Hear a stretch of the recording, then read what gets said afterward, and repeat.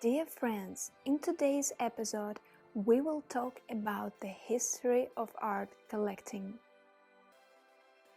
Through the natural landscape of Central Park in the heart of Manhattan Island, we are reaching famous MET, the Metropolitan Museum of Art in New York.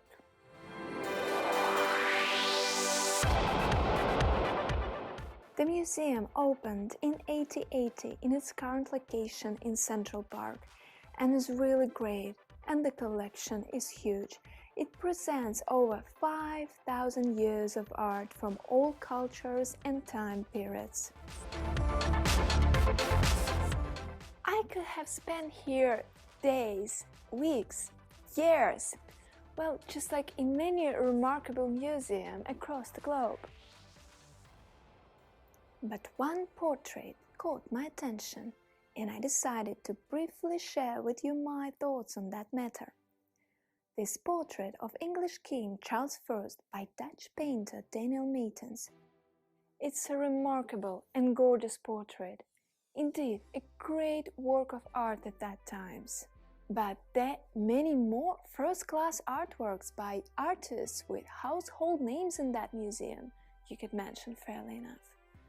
Well, yes, but it's not the artists, it's the one on the portrait that we're interested in this time. King Charles, living in the first half of 17th century, could be called the grandfather of art collecting. His collection of art was one of the best, if not the best, collections of art ever. It all started for him after his visit to Spain in 1623. Well, Spanish court at those times was quite passionate about art and used to nurture their local artists like, for example, Velázquez. Charles was fascinated by that and immediately acquired his first works to his launching collection.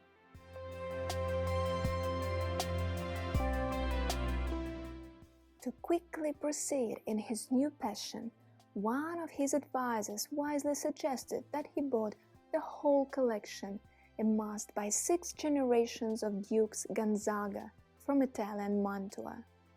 That collection was one of the finest by itself and contained works by Titian, Correggio, Raphael, Caravaggio, Mantegna, and others. But King Charles managed to bring it to another level.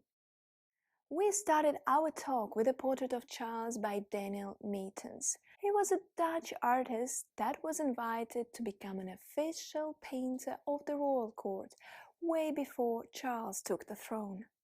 But as the new king's taste evolved, another star artist was invited to take the role of the official royal painter. That was Sir Anthony van Dyck.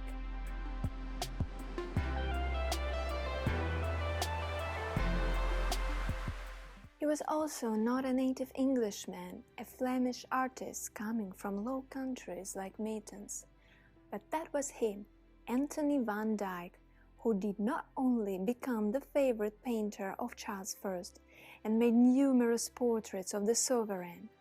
He has indeed become the most admired painter for all England for many years and even centuries to come. His portraits of Charles and other noble people were so outstanding that we could say that it was him who had brought the portrait as a painting genre to the unprecedented heights. It is even considered that Van Dyck influenced all English school of painting, as there were no English artists of a comparable talent in England before him. Charles was passionate about art throughout all his life, and as a king set an example to his people, many aristocrats of those times, and that's how art collecting became a major trend in England. By Charles' death in 1649, his collection contained more than 1,700 paintings of best masters to date. Unfortunately, as it often happens to collections, it was then sold and dispersed by English Parliament. And that's one of the greatest losses, not only for England, but for the whole art world. This collection was so big and tasteful that even till now to find a piece from it is considered to be a porta fortuna for that collector, which means this artwork will bring luck to its new owner and kind of a blessing for art collecting right from King Charles I. So this was the story that came up to my mind this time at the Met. I wish you all great times exploring history of art and visiting great museums around the world. And wish you found your own Porta Fortuna. And may Charles bless you. Thank you for being with me tonight, and I see you in my future videos. Ciao, ciao!